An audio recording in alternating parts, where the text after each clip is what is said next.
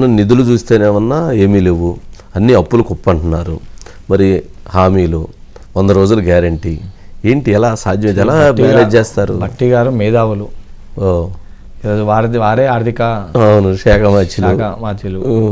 So వారికి తెలుసు, అనుభవం ఉంది. ఇంకోటి, వారు తెలంగాణలో ఎవరైతే క్రియాశీలక పాత్ర పోషించిన అందరికీ సాన్నిహిత్యులు. ఈరోజు వారికి అది చాలా అడ్వాంటేజ్ అవుతుంది. అందరితో కూడా వారు కలిసి మాట్లాడి ఇన్పుట్స్ తీసుకోగలుగుతారు.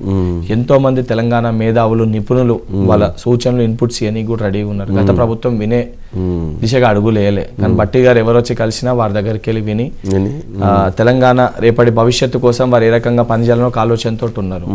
సో 100% దీన్ని ఓవర్కమ్ చేస్తారు.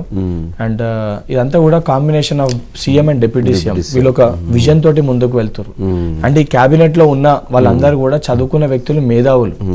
అంటే ఆల్మోస్ట్ ఒక్కరిద్దరు ఇస్తే మిగతా అందరూ కూడా శ్రీధరన్న గారు వారి విజన్, పొంగులేటి సీనన్న గానీ, తుమ్మల నాగేశ్వరరావు గారు కానివ్వండి, సీతక్క గారు కానివ్వండి, అంటే ఫ్రమ్ ఎవ్రీ బ్యాక్గ్రౌండ్ వాళ్ళ ఒక విజన్ తోటి కాంబినేషన్ ఆఫ్ దిస్ లీడర్షిప్ అనేది 100% తెలంగాణ పాలిటిక్స్ లో ఒక పెద్ద మేజర్ మార్క్ అవుతుంది.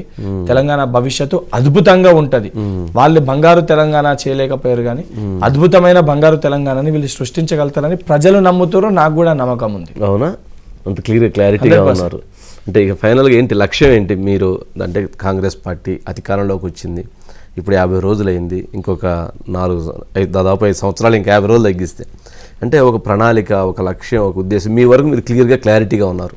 ప్రభుత్వం అంతే క్లారిటీతో, అంతే ఉద్దేశాలతో వెళ్ళగలిగిద్ది అంటారా? నేను ప్రభుత్వంలో ఉన్న ఒక వ్యక్తినే మీ ముందు కూర్చున్నా. అవును, ప్రభుత్వం విజన్ ఏందో నా విజన్ అదే ఉంటుంది. ఓకే, ప్రభుత్వం విజన్ వేరే, బల్మూరి వెంకట్ విజన్ వేరే ఉండదు. వాళ్ళు ఏ నిర్ణయం తీసుకుంటారో వాళ్ళలో నేను చాలా చిన్న వ్యక్తిని. వాళ్ళ అనుభవంలో, యూత్ లో, వయసులో కూడా ఉన్న మొత్తం దాంట్లో నేను చిన్నవాడిని. నా తర్వాత ఒకరిద్దరు సరే ఎమ్మెల్యేస్ మొన్న గెలిచిన ముగ్గురు ఉన్నారు. ఉన్న దాంట్లో పార్టీ లైన్ లోకి వెళ్ళి నేను ఒక్కరిని చిన్న. సో వాళ్ళ విజన్ ఏదో నేను అదే మీ ముందు ఎక్స్ప్రెస్ చేస్తాను, క్లారిటీ తోటి ఉన్నాను. అండ్ 100% చెప్పిన ప్రతి ఒక్కటి, ముఖ్యంగా రైతులు భారతదేశానికి కానీ తెలంగాణ రాష్ట్రానికి వెన్నుపూస, ఆ రైతులకు అండదండగా నిలిచుంటారు. ఇంకా చాలా స్పష్టంగా చెప్పాలంటే వాళ్ళ విజన్, రైతులు చనిపోయినాక వాళ్ళకి ఏదైతే రైతు బంధు ఇస్తున్నాం అనే విజన్ వాళ్ళది. అసలు రైతులు చనిపోకుండా వాళ్ళకి ఆర్థికంగా వాళ్ళని బలపరిచి వాళ్ళ కాళ్ళపైన వాళ్ళు నిల్చొని రైతులు ఆత్మహత్యలు ఆగాలే, వాళ్ళు బతుకున్నప్పుడు రైతులకు ఏ రకంగా ఉపయోగపడాలనే విజన్ కాంగ్రెస్ పార్టీ. వాళ్ళు శ్మశాన వాటికల పైన దృష్టి పెట్టారు, మేము హాస్పిటల్స్ పైన దృష్టి పెడుతున్నాం. వాళ్ళు ప్రైవేట్ కార్పొరేట్ యూనివర్సిటీస్ పైన దృష్టి పెట్టారు, మేము ప్రభుత్వ యూనివర్సిటీస్ పైన దృష్టి పెడుతున్నాం. వాళ్ళు ఏదైతే ఉద్యోగాలు అమ్ముకునే ప్రయత్నం చేశారు, మేము అర్హులైన ఉద్యోగులకు ఉద్యోగాలు ఇప్పించే ప్రయత్నం చేస్తున్నాం.